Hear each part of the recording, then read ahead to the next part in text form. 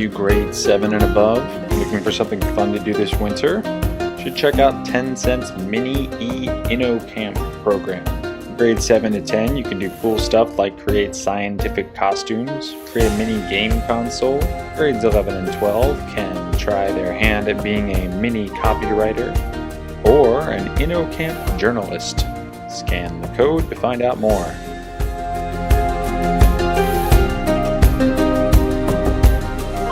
You filled up your cart and made it to the front of the grocery line when you're confronted with yet another choice. What kind of bag should you use? If you've seen the images of plastic bags strewn across the ocean, it might seem obvious that plastic is bad for the environment. Surely a paper bag or a cotton tote would be the better option. But is that really true? Each of these three materials has a unique environmental impact that's determined by its carbon footprint, its potential to be reused and recycled, and its degradability. So, to get the full story on these grocery bags, we need to look at how they're made, how they're used, and where they ultimately go. Let's start with plastic. The typical thin and flimsy plastic bag is made of high-density polyethylene, commonly known as HDPE. Producing this material requires extracting petroleum from the ground and applying extreme heat. The resulting polymer resin is then transported alongside additional ingredients like titanium oxide and chalk to a bag manufacturing plant. Here, coal-powered machines melt the materials down and spin them into sheets of plastic, which are then folded into bags.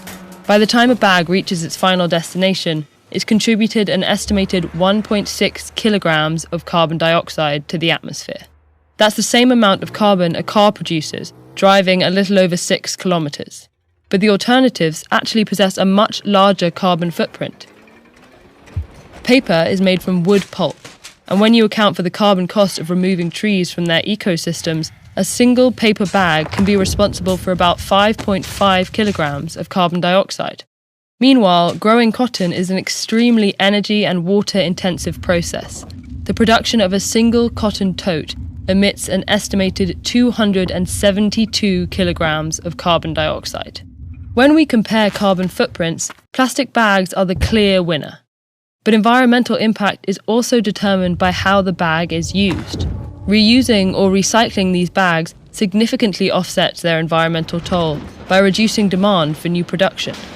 To quantify that offset, we can divide the bag's carbon footprint by the number of times it's reused. For example, if a typical paper bag is reused 3 times, it has a lower net impact than a single-use plastic bag. The carbon footprint of a cotton tote can similarly be lowered if it's reused 131 times. Of these 3 options, durable cloth totes are most likely to be reused. Evidence shows paper bags are quickly discarded due to their tendency to tear. This issue plagues HDPE bags as well, but even when they're made to avoid tearing, their widespread availability makes it easy to treat them as single-use items. Fortunately, researchers estimate that 40% of HDPE bags are reused at least once for throwing out waste. Recycling these bags also offsets their carbon footprint, but it's not universally possible for each material. Many countries lack the infrastructure to efficiently recycle plastic bags.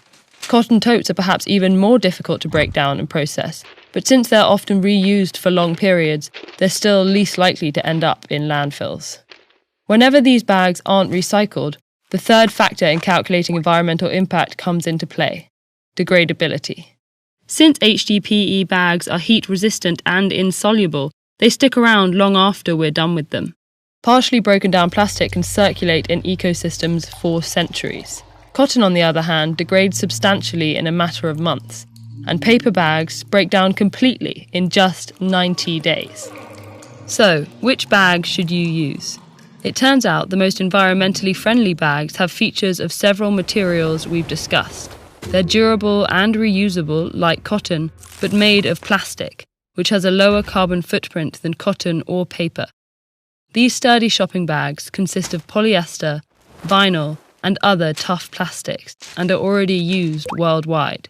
More importantly, they should last a lifetime, making them the best option for the planet and your groceries.